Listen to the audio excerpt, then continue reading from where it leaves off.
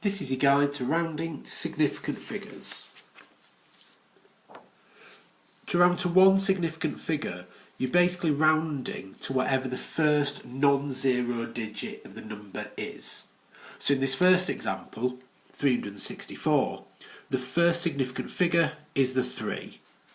Now the 3 is in the hundreds column, so this is effectively the same as saying round 364 to the nearest 100. So 364 is closer to 400. 2142. The first significant figure is this 2. That 2 is in the units, tens, hundreds, the thousands column, so we'd need to round this to the nearest 1000. Because the next number is a 1, we round down to 2000. 6.93.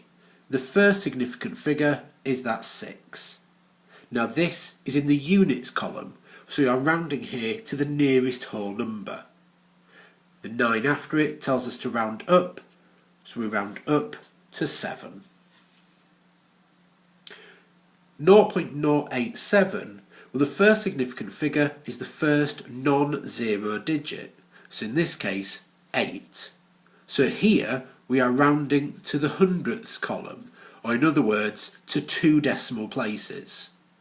So the 7 tells us that we round up, therefore this becomes 0.09.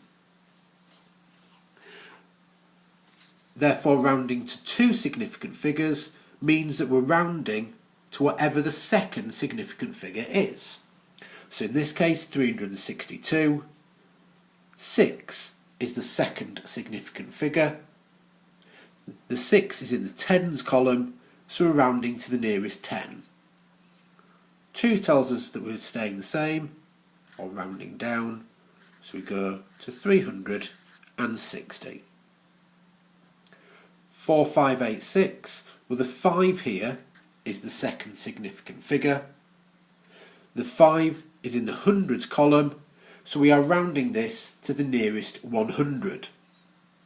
The 8, just after the hundreds column, tells us to round up, so we're going up to 4,600.